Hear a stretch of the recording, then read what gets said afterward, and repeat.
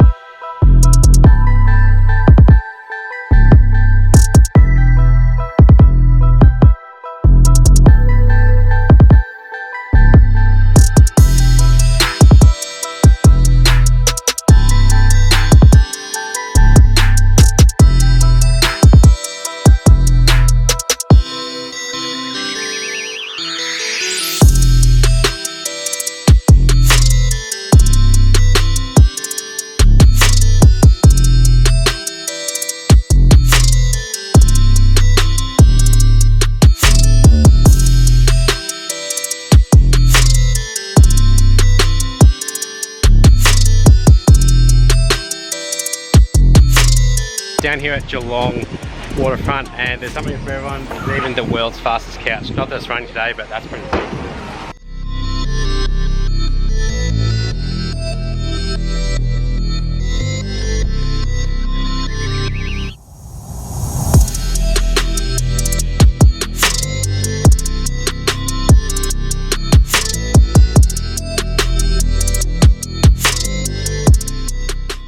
Found the Cortina that's in the latest issue of some magazine, and it's enough to put corn on a jellyfish.